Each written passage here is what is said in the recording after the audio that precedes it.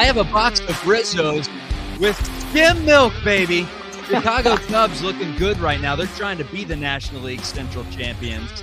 And it started with a big-time walk-off win over the Chicago White Sox that felt like that same momentum swing that they got just a couple of weeks ago when Mike Tauchman robbed that home run in the Cardinals game. And I wanted to ask you right out of the gate, Mick, as we break down the pregame before today's game against the Kansas City Royals. Tauchman's home run, robbery, or Morel's walk-off home run with the shirt being ripped off afterwards? What to you was more electric real time? Loved them both. I loved them both for a different reason. But Morel's home run against the White Sox, we were going to take hell, you and me, on this show if the Cubs would have lost both games. And I made the comment that the Cubs reached right into the chest cavity of the White Sox and ripped their heart out last time. They did it again this week. But it didn't feel like it was going to happen. I was just getting ready for all of the negative White Sox comments as they slide on this page every once in a while. But guess what? I don't have to worry about that. We're dancing, my friend.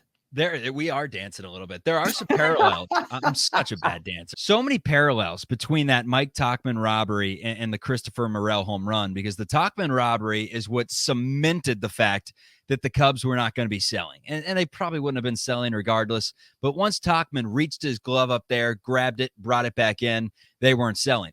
With Morel, it seemed like, there's 40 games left in the season. There's no way that had Christopher Morel not hit that home run and then the next couple of batters had gotten out and the Cubs not beaten the Chicago White Sox that you could say, oh, we're done.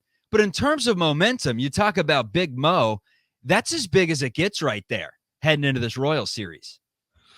Yeah, and they needed that. I mean, it's one of those things where if you lose 2 games in a row to the White Sox to start this 12-game stretch that we have all pointed to, saying that the Cubs have to win these games, or at least, as our friend David Kaplan said, 75% of them, to overtake the Brewers for first place and also keep the Reds off of them. Remember, they're still tied with the Reds, even though they're percentage points ahead. And our friend Jesse Rogers, who's also from ESPN 1000, so we'll just go right back to that radio station, said the same thing. He thought the Cubs were going to do really well and that the Brewers were going to have a tough stretch and that the Cubs would be in first place by September 1st. After that loss on Tuesday, you're looking at Wednesday and you're losing the entire game. No energy, no momentum or anything. And then all of a sudden, Nick Madrigal hits a home run, and then you get the walk-off. So that leads us into today's game between Kansas City and the Cubs at Wrigley. And I feel like the Cubs have that momentum that they had before with the Tauchman catch.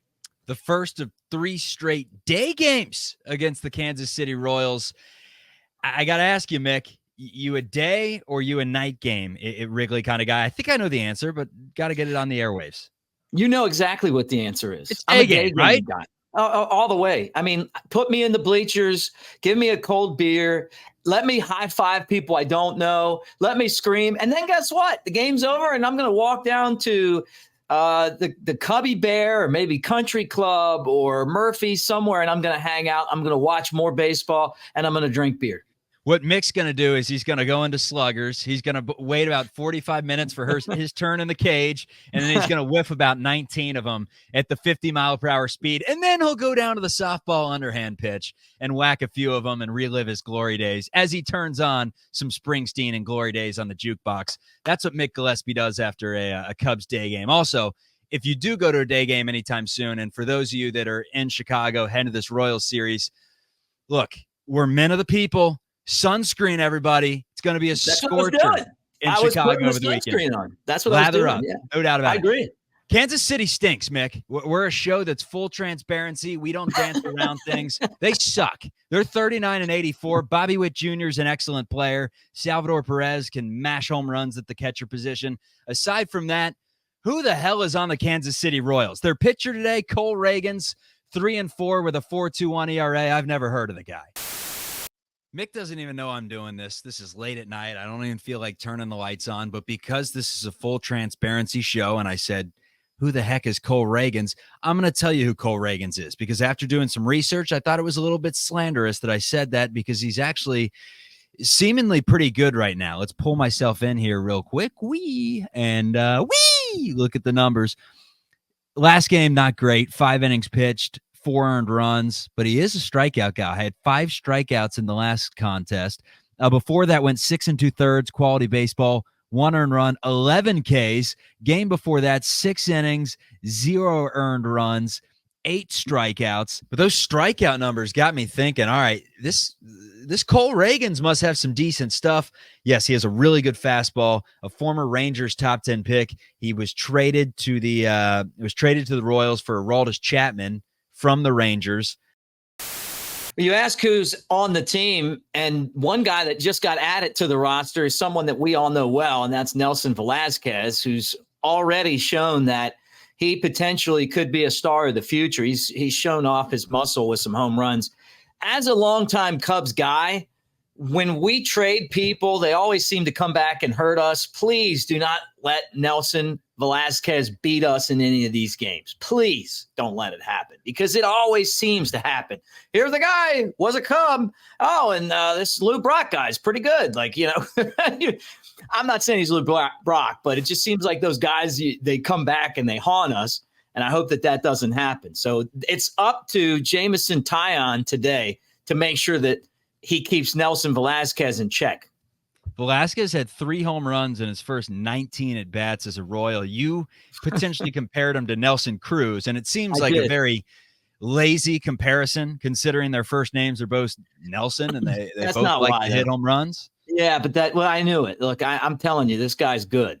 And people are going to be like, okay, so what did we get back for this? That was the market this year. But potentially 40 home run guy. Yeah, and you got Jose Quaz is the answer to who the Cubs got. Didn't look so good last night, did he? Yeah. Jameson Taillon, 7-7, 5.71 ERA. Give me the numbers, Mick. You're our producer today. Pull up those numbers, because he has been pretty good in the second half of the season until his last start. What? I don't have reading glasses, Mick. You expect me to read that? Can you zoom in or something on there? His last start was the one that's tough. Hold on, everybody. Hold on. Chucky's coming in. Last time we went 3 innings and he gave up 8 earned runs. Ooh, but remember, right? But remember, in that game, he also had some bad defense behind him, and I think that cost the Cubs in that game. Like the 5 runs that scored in the second inning. If Patrick Wisdom catches the line drive at first base, they don't score, because the inning would have been over. So you got to keep that in mind as well with Taillon. You got to win today, you got to win tomorrow, and you got to win the next day. You can't sweep a team in the first game. So I think that's really important, just to find consistency. But it's going to come down to starting pitching. It always has. And then taking advantage of opportunities when they happen. But I really feel like that home run by Morel is going to carry these guys. And the other thing is, The Athletic put a story out yesterday talking about September call-ups, Jordan Wicks as a pitching option, and Hollywood Pete Crow Armstrong as a outfield base running guy. I'm on the Hollywood Pete watch right now. I think that any day he could show up, and that's going to make this team better immediately. So I'm not saying it's going to happen this weekend. I'm just saying he's coming. You just saw him 2 weeks ago in Double-A. You think you said 2 weeks ago that he wasn't 100% ready, but you do believe that he's 1,000% ready to at least help this team more than some of the players on their bench right now. Well, the whole thing in the big leagues is winning. He's a better base runner than anyone they have. He's got more speed than anyone there. He's as good in center field as Bellinger or better. So, yeah, I think that he could help this team win. And the other thing is that he provides a spark. Joe Madden used to love to bring these guys up because they're hungry, they're excited, they want to be there. We talked to Pete Crow Armstrong, and he's very aware of the chemistry of this major league team and what they're doing. He's going to come up there and make the team immediately better. So that may be a September call-up, or, who knows? But I think he's coming, and I think he's coming fast. One of the shows that we had a couple of weeks ago, I asked you about Pete Crow Armstrong, and your answer was maybe middle of next year. What has changed in that time? Well, first off, that he got promoted to Iowa this year. If you were trying to bring him up in the middle of next year, I think you would have left him in Tennessee to complete the season here. Then you go to spring training, and then when he doesn't make the team, you send him to Iowa.